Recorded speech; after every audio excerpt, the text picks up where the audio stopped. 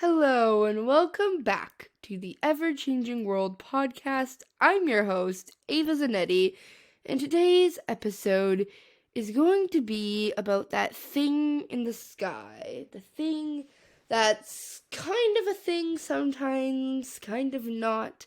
Sometimes they're in the day, and sometimes they're in the night.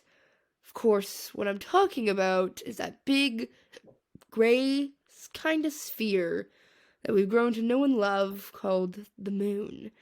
And talking about, of course, how we would be going to the moon. Today's episode, I assumed we would have had a nice, big, exciting launch that I could have talked about, but it got postponed, and I thought, you know what, why not just make the episode and then do updates on the launch whenever it's going to come out, because we have no idea when it's even going to happen now, and I'll get into that later. But I thought, why not just talk about Artemis, as well as talk about, of course, other past moon missions. I've done tons and tons of space research, and, I'm a huge space fanatic, so I know tons. Of course, everyone knows tons about the moon missions, and of course, that was Apollo. So to kind of start off this episode, before I talk about Artemis and our missions back to the moon, which is what Artemis is all about, I want to briefly talk about our beginnings to the moon. So, space exploration really didn't happen until the 1950s, late 1950s, when the first satellites and rockets were starting to be launched.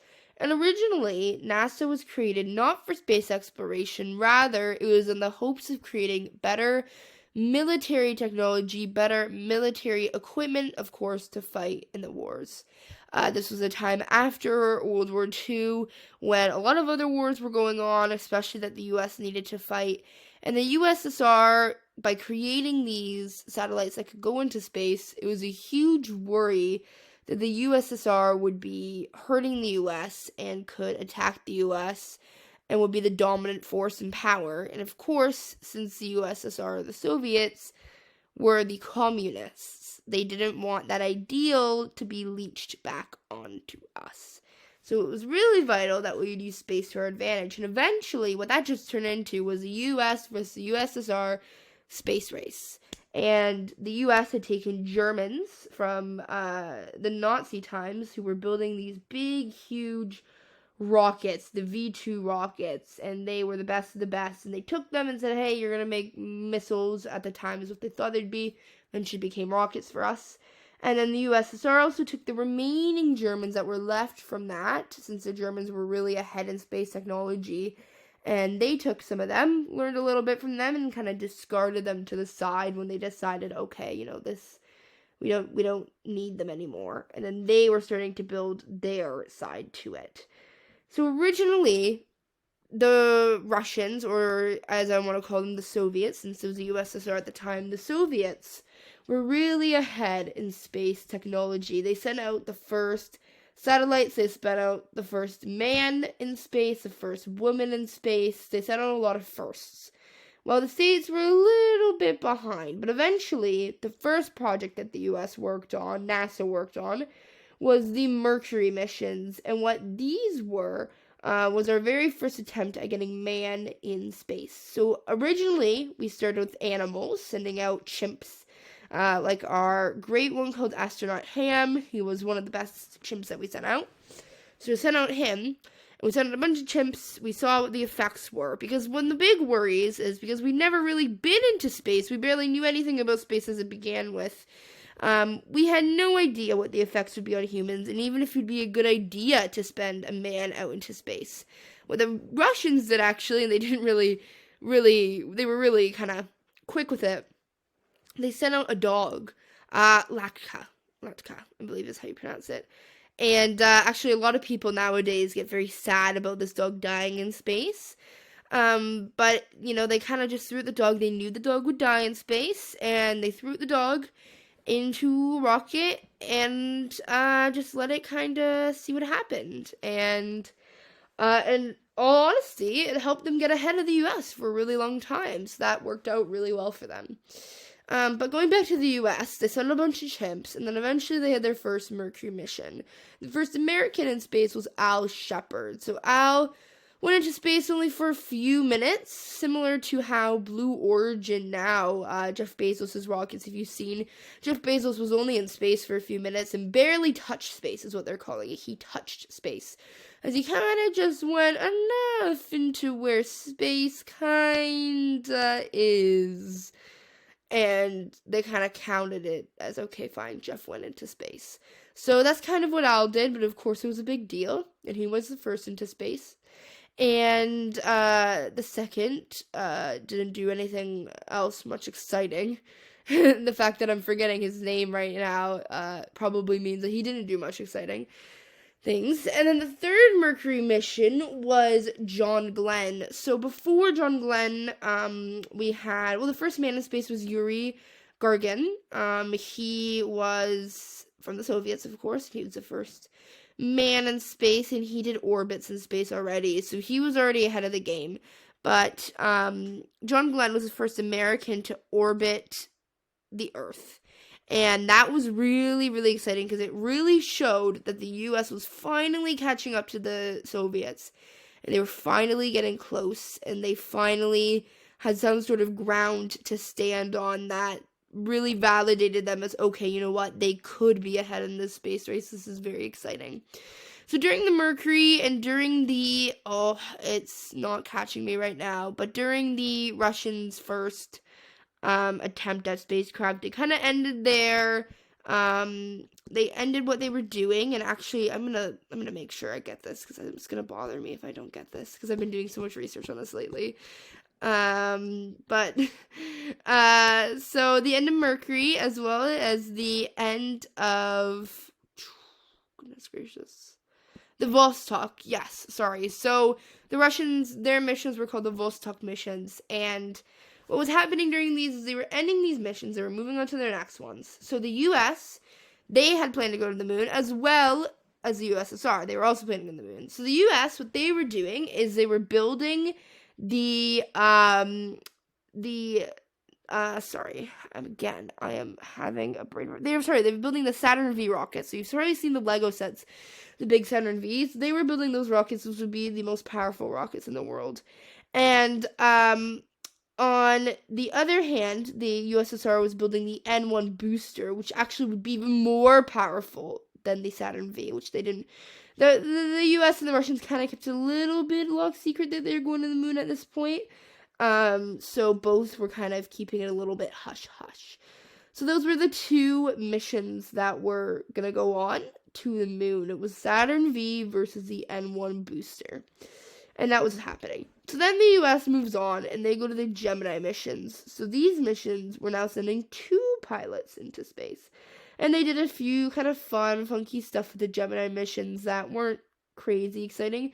But it was getting them prepared for the Apollo missions. And then once the Gemini missions ended, it was time for Apollo.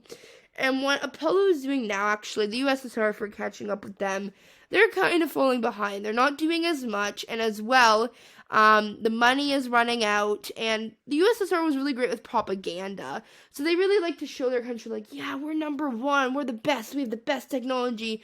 Well, a lot of the times that was kind of a lie. They lied about certain astronauts dying. They didn't tell their country or the rest of the world that they did have astronauts that died in space. And the U.S. was a lot more open, right? They showed their mistakes, and they also showed their, successes right into the limelight. While the USSR really wasn't. And they had a lot of propaganda going on. And a lot of that was trying to make them look better. But what ended up happening is they were slipping behind a lot. And that's the only reason why the U.S. was getting ahead, is because the money was running out for them. They had gained a new leader. Their big leader ended up passing away that was working on their N1 booster. And it was kind of the end for them before really they could even get close to the moon. So the U.S., of course, is now taking over. It's a space race, right? It's all about competition. And they're not ready to be done yet. So the first few Apollo missions were nothing super spectacular. Few unmanned missions to make sure everything was working well. Which is similar to Artemis, which I'll speak about, and there was a few missions that just orbited the moon. So there was a mission where they got to go around the dark side of the moon, where If you don't know anything about the moon, it doesn't spin while it's spinning around us. It kind of stays in this locked position. So we, as people, when we look up at the moon, we always see the same side of the moon pointing at us. The dark side of the moon is the side that you can't see. It's that dark side. You can't see it. And only if you go into space, if you orbit around the dark side of the moon, will you actually see it. And it's super cool, too, because it's, not facing anything. So, it is a really interesting place because when you're there, you can't get any communication with the outside world, with the Earth. So it's just quiet for a really long time, and that's complete isolation. The most isolated human was doing that, and I'll speak about that in a second. So the first few missions, they got to go to the dark side of the moon, and that was very exciting because they survived that, right? NASA couldn't hear for them for a while, quite scary, but then they come out on the other side and everything was great. So, they flew back, and then the first, of course, moon landing was, of course, in 1969, in July, at the very end of July, July 20th, is when we landed on the moon. And, of course, Neil Armstrong was the first man, John Glenn was the second man on the moon, and then the man who was in complete isolation, like I was just speaking about, was Michael Collins. Michael Collins spent many, many, many minutes on the dark side of the moon in complete... That's the most isolated a human has ever been, with no contact whatsoever with anything. Just him in this tiny little tin can, hoping that nothing would go wrong so he could save his fellow passengers, which he did. So, yeah, that was the first man on the moon, and then we had a few more Apollo missions where we sent a few more men on the moon to do a few fun stuff, collect some moon rocks, all of that. And then we just stopped. We decided to do other stuff. We did the ISS stuff where now we're just orbiting around Earth. We've done really cool stuff. Of course, like the James Webb Space Telescope, which is out there doing amazing things right now. Hubble. But we haven't really sent a lot of people out into space doing crazy cool stuff. We kind of just stopped. After Apollo, it was kind of just done. We did some space shuttle missions, but those only really helped the ISS. So we just stopped. We stopped caring. And now this is a rejuvenation. This is era 2 of Apollo, and this is called Artemis. And this is exciting. A lot of people, including myself, are kind of annoyed about this mission in a way. Of course, I'm very excited that more people get to go to the moon and experience that, and we get to learn more about the moon, and we start building moon habitats. That's really cool stuff. But I really do think the future is Mars, and I think we should be focusing our attention on that. And we don't have a lot of time to be focusing our attention on mediocre stuff. So I think that a lot of what we're doing could be done differently. I think that Artemis, personally, is amazing, it's great, whatever. But I think we can do more. And I think that NASA should stop focusing their attention so much on the moon missions. Maybe it's just a little bit of a warm-up so they can get used to back sending people in space. And I think that also is needed in a way, because we haven't sent a man on the moon in a while, so we should probably do that again before we send someone to Mars on a really long journey over there. Anyways, so the name Artemis, if we're going to that, the name Artemis comes from the Greek goddess of the hunt and moon, which obviously is really on brand for what this mission is. So Greek goddess of hunt, forest and hills, moon, and archery. So Greek mythology is filled with respected gods and goddesses that continue to inspire. Artemis is known as a goddess of hunt. I'm so sorry. And is one of the most respected of all the ancient Greek deities. It is thought that her name, and even the goddess herself, may even be pre-Greek. She was the daughter of Zeus, king of the gods, and Titaness Leo. And she has a twin brother, the god, of course, Apollo. So this is Apollo's sister, and that is obviously why it's named after Artemis. Artemis and Apollo are brother and sister. Apollo was the first one, and, twin brother. They're doing the same thing, the same mission, quite funny as Artemis. So not only Artemis was the goddess of the hunt, she was also known as the goddess of wild animals, wilderness, childbirth, and virginity. She was also protector of young children and was known to bring and relieve disease in women. So she has a few really interesting things. So she was the daughter of Zeus, and despite many stories of his greatness, Zeus, of course, Zeus's weakness was the infidelity to his wife Hera. Zeus impregnated a titan called Leto. Hera became angry upon learning of Zeus's unfaithfulness. In relation, she forbade Leto from giving birth on land.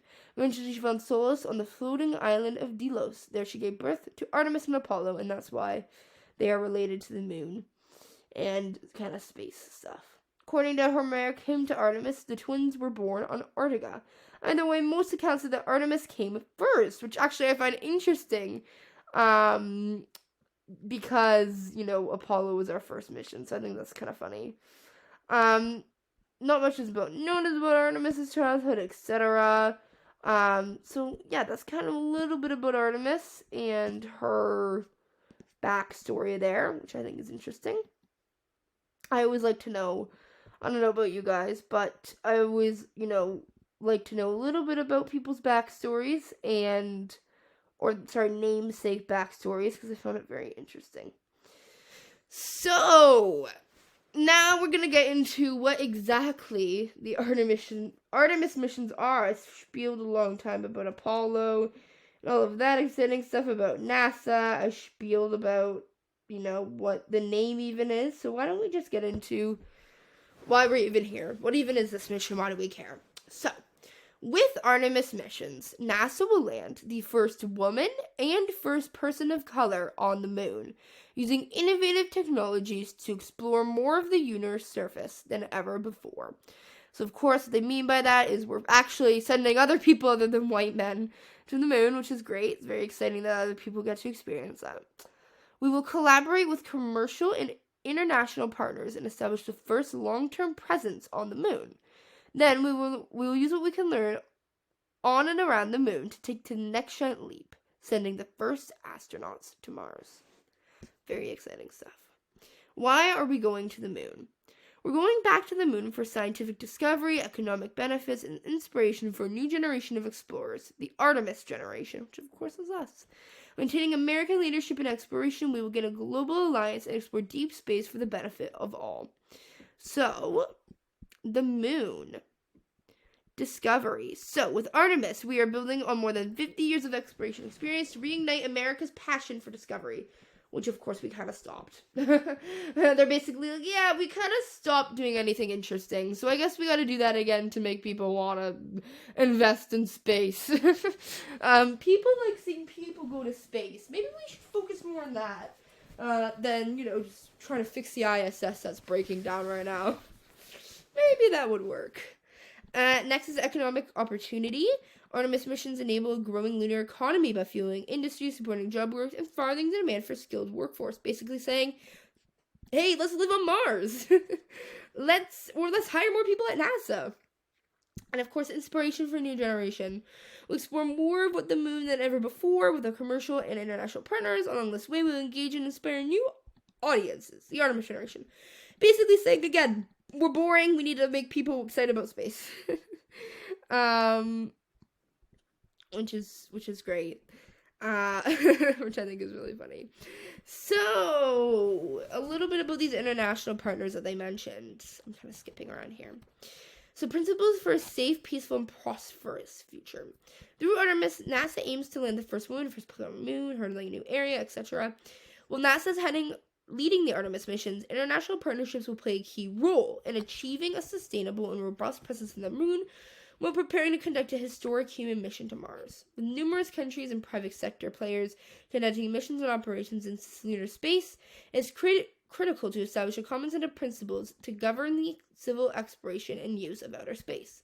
The Artemis Accords will describe a shared vision for principles grounded in the Outer Space Treaty of 1967 to create a safe and transparent environment which facilitates exploration, science, and commercial activities for all of humanity to enjoy. So if you don't know, we have a little thing called the Outer Space Treaty, which sounds really funny, but it's basically this treaty to say space is for everybody. Nobody owns a certain part of space. So NASA can't discriminate and be like, hey, we can only go to space. No, it's kind of like, hey, we all can, because it's, So more than a dozen countries have signed the Artemis Accords, which is really cool. So peaceful purposes, international cooperation on Artemis is intended not to only bolster space exploration, but enhance peaceful relationships between nations. We love everybody. Therefore, at the core of Artemis Accords is a requirement that all activities will be conducted for peaceful purposes. Transparency is key principle for responsible civil space exploration, and NASA has always taken care to publicly describe its policies and plans. Artemis Accords partner nations will be required to uphold this principle by publicly describing their own policies and plans in a transparent manner. Interoperability is, I really butchered that, of systems is critical to ensure safe and robust space exploration. Therefore, the Artemis Accords call for partner nations to utilize open international standards. I apologize. Develop new standards when necessary and strive to support interoperability to the greatest extent practical. Emergency assistance to provide those in need according to a responsible civil space program. That means NASA and the partner nations, whatever, will keep everyone safe. Register space objects, creating a safe and sustainable environment, once again, to do experiments and all of that, and release the scientific data. They are committed to sharing data to everybody and protecting heritage. Protecting historic sites and artifacts would be just as important in space as here on Earth. How exciting. We're under Artemis Accords, NASA and partnerships commit to protection. It's basically saying we're not going to ruin the moon landing spot. We're just going to keep it nice and safe. And that's really cool. And space resources. The ability to extract and utilize resources on Moon, Mars, and Astros will be critical to support safe and sustainable space exploration and development. And deconfliction of activities, avoiding harmful interference is also very important. Orbital debris and space disposal create a safe and sustainable environment. So, the partner nations. Who is helping the U.S.? We have Australia, Bahrain, Brazil, Canada, Colombia, France, Israel, Italy, Japan, Luxembourg, Mexico, New Zealand, Poland, Republic of Korea, Romania, Saudi Arabia, Singapore, Ukraine, United Arab Emirates, UK, United Kingdom, and of course, the United States of America. And they are on the Artemis Accords. So that's really exciting. And I know Canada, I live in Canada, they're helping a lot with this mission, and that's really cool. And of course, our success will change the world is a little note they have here. So how are we going to the moon in the first place? So, they are going to build an Artemis base camp on the surface and the gateway in lunar orbit. These elements will allow our robots and astronauts to explore more and connect more science than ever before. So, Orion spacecraft. The NASA spacecraft that will carry astronauts from Earth to lunar orbit and back. This is the spacecraft that will kind of do it all. The Space Launch System rocket, or the SLS rocket. The only rocket that can send Neuron, astronauts, and cargo to the moon on a single mission. Upon launch, the SLS will be the most powerful rocket in the world. We're doing crazy big things right now. Exploration ground systems. The structures on the ground necessary to support launch and recovery of returning astronauts. Gateway. The spaceship in lunar orbit where astronauts will transfer between Orion and the lander on regular Artemis missions. Gateway will remain in orbit for more than a decade, providing a place to live and work and supporting long-term science and human exploration on and around the moon. Human landing system. Built by American companies, human landing systems are full final mode of transportation that will take astronauts from lunar orbit to the surface and back to orbit. An Artemis base camp. Give astronauts a place to live and work on the moon. The Artemis base camp concept includes a modern lunar cabin, a rover, and a mobile home. So a little bit of a fun, expensive Airbnb. I think that's the ultimate Airbnb, to be honest, to go on the moon. I'm cracking jokes alone in my room. So, again, quote they have here: all that we build, all that we study, all that we do prepares us to go. So mission patches. They have a fun one here, Artemis 1. This is going to be the uncrewed flight test that has not launched yet of the Space Launch System. Nobody knows this. That's what it stands for, CSLS. And the Orion spacecraft around the moon, which I will talk about in a minute. Artemis 2 will be the first crewed flight of this around the moon, and then Artemis 3 and beyond will be people on and around the moon. Very exciting stuff. Looks like everything's happening only within a few years. It's we're going to the moon, baby. We're going to the moon. And it's really crazy, exciting, cool stuff. So, we have finally made it to what we were here to talk about. What I wanted to talk about was this launch, and I can't talk about this launch. That's why I'm not trying to talk about too much about Artemis, because it's making me mad. But Artemis won. Artemis won that I really want to talk about, because it's what I was supposed to be talking about. It didn't launch. It just didn't launch, and it's making me really sad, but I guess better safe than never. So, what is Artemis 1? Here we go. This is a really bad, there's like no information here. Anyways, Artemis 1 basically, in a few words, is the first launch of the SLS, the most powerful rocket in the world, or will be once it launches. It actually launches. And it is gonna go around the moon. So basically, I have a little image here that I will put in the description, so you can take a little peek at it as well. Basically, it's gonna launch. It's gonna do like kind of a half orbit, 3/4 of an orbit around the Earth, shoot out, or at least it'll separate, and Orion will shoot off. And it's going to go in kind of this almost infinity 8. And it's going to go around the moon. Not fully around, though. And then it's going to hit this kind of spot that's really far out in the moon's orbit. It's going to go into the moon's orbit. And then it's going to go out almost and kind of spin around and shoot out of the orbit. It's kind of interesting. It's an interesting image here that I'm really trying to read here. Yeah, sorry.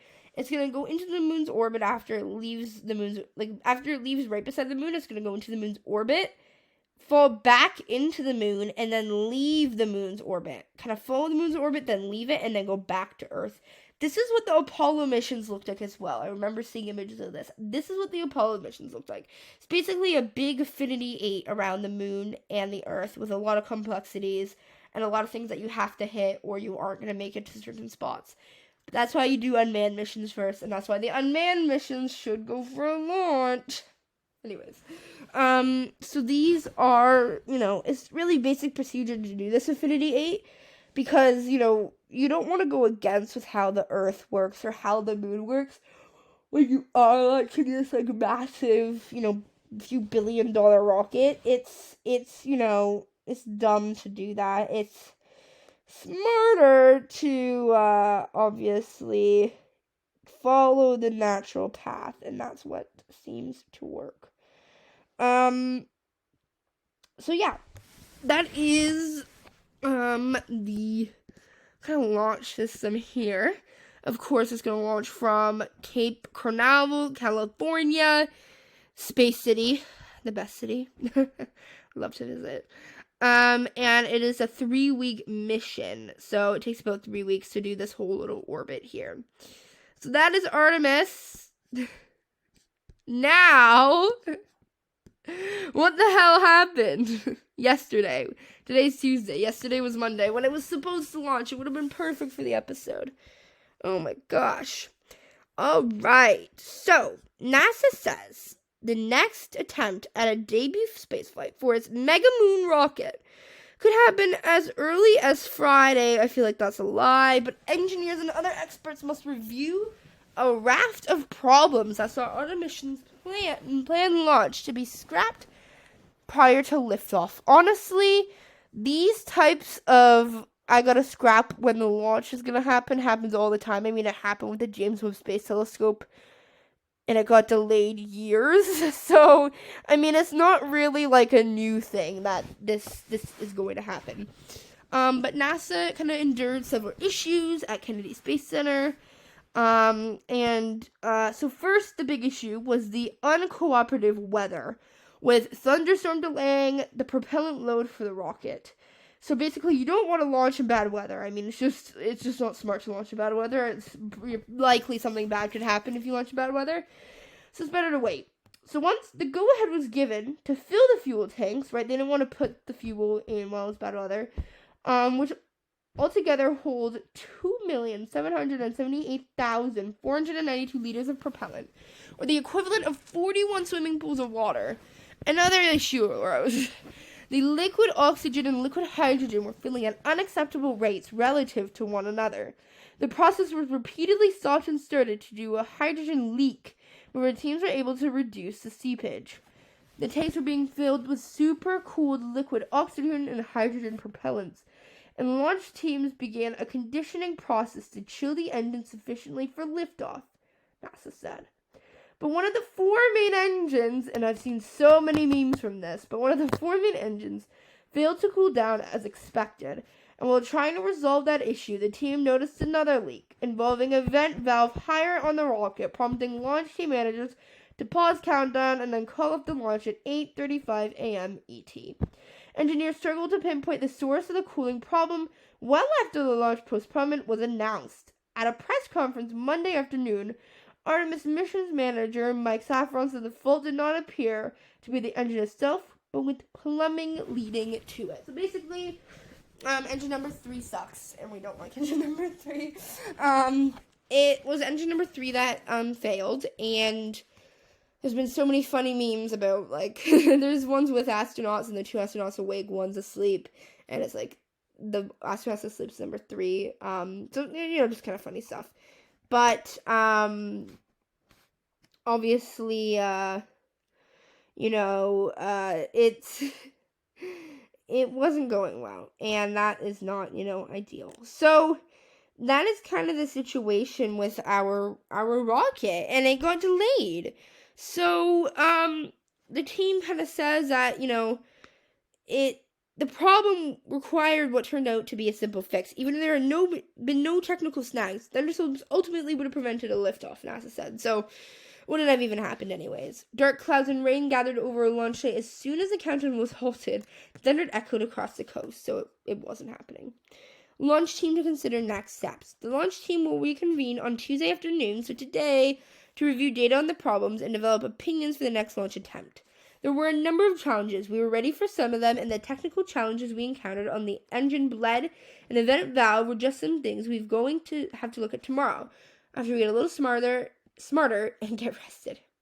Asked by reporters whether a Friday launch was possible, he said that day was definitely in play, although it was possible the launch could be delayed until mid-September or later. It isn't a horrible delay. I mean, I've seen things delayed years. Again, like the James Webb Space Telescope was delayed for years, so it's not really an insane number. The problems seen Monday were reminiscent of NASA's space shuttle era, again, when hydrogen fuel leaks disrupted countdowns and delayed a string of launches back in 1990. We seem to have issues with liquid hydrogen. We should maybe work on that. This is a very complicated machine, a very complicated system, and all those things have to work. And you don't want to light the candle until it's ready to go. So NASA Administrator Bill Nelson, you just don't want to. This is a $1 billion machine. You just don't want to do it. The start of the Artemis mission, Artemis 1, won't involve any crew on board except for 3 mannequins and a plush Snoopy, but is a crucial step in returning humans to space. Artemis 2 is to set and launch in 2024 or 2025 with 4 astronauts who will orbit the moon, including a Canadian. The last time anybody was on the moon, listen to this is so ridiculous, was in 1972. That is right, it will literally be 50 years before someone sets foot on the moon again. It'll be 50 years. That is actually really sad in a lot of ways, because we had a lot. Anyways, so if we want to see what we can expect or what we should have expected, in the first 10 minutes after this launch, a lot happens. The solid rocket boosters separate, the launch abort system jettisons in the core stage. The big orange tank separates and falls back to Earth. At 8:51 ET, Orion's solar rays use to power the spacecraft deploy, which will take roughly 12 minutes. Then Orion needs to get in position to head on course to the moon. To do this, there are very few maneuvers, which comes through the day, which NASA will be watching very closely. If it goes well, Orion will be the outbound trip to the moon that will continue 5 days after launch. When it gets there, it has to move into a very particular orbit, which will take a further 3 days. So this journey will be about, it'll be a long time. Finally, 35 days after Orion left Earth, the spacecraft will begin a trip home, where it'll be scheduled to dispatch on the Pacific Ocean off the coast of San Diego on October 10th. Or, I don't even know if this is right anymore, but it switched.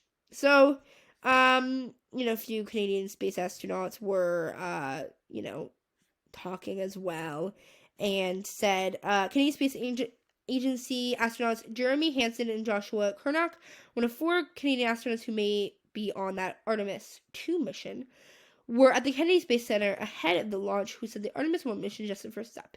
In the end, we go back to the moon, but it's completely different this time. Not only are we going to a different location, there's going to be new science, new technology, but we also have our eyes on Mars, Hansen said.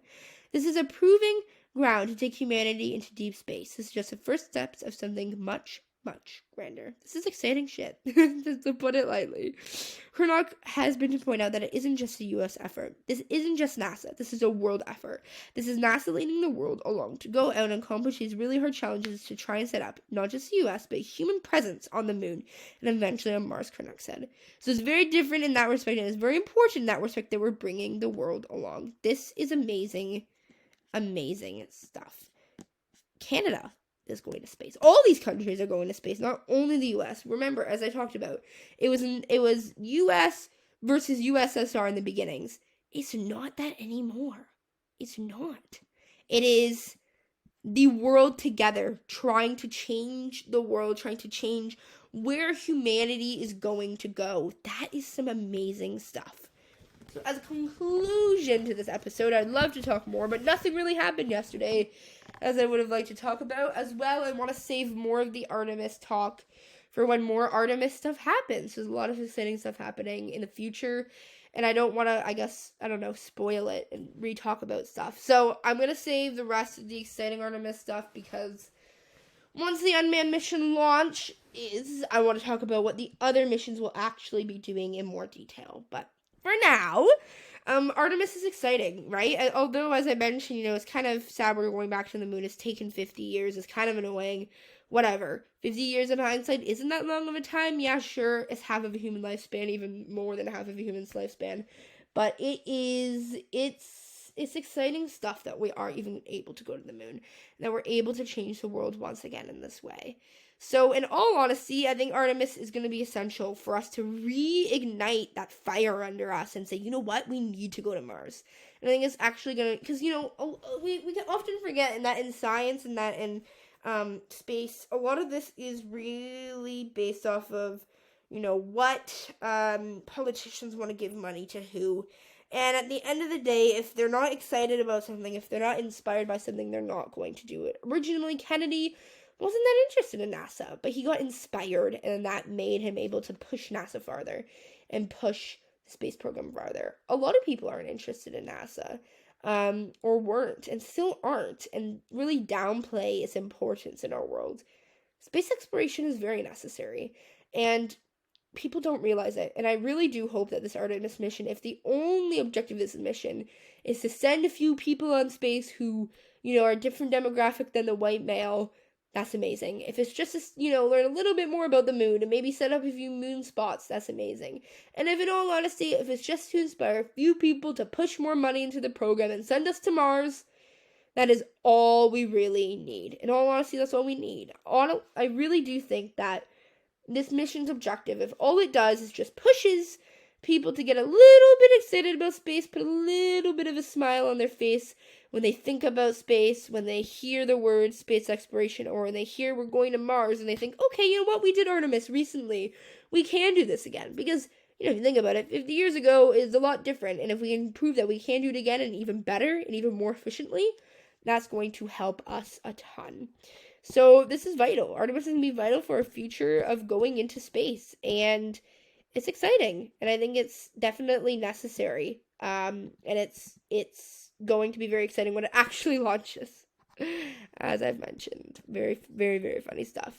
So hopefully you all liked today's episode. I sure did. I would love to keep talking about Artemis, but I want to save a lot more of that conversation and a lot more spacey conversations for later, maybe next week even, if it launches Friday, who knows. But first what you can do is you can connect. So on Instagram, The podcast Instagram is ever.changingworld. Again, ever.changingworld. Go check it out. I post it there all the time. Twitter is everchangingwor. Again, everchangingwor. The website, which you're probably on, but it is shows.acast.com/ever-changing-world. Again, shows.acast.com/ever-changing-world. If you ever want to see these social medias, if you don't catch me talking, because I talk pretty fast, go ahead. It's always in the bio. Also, if you want any of the 3 articles that I used today, it'll be in the link in the description in the bio of today's episode. Thank you all so much for listening to today's episode. Let's go to the moon. Tune in next week. Follow to stay updated. And the world is always changing.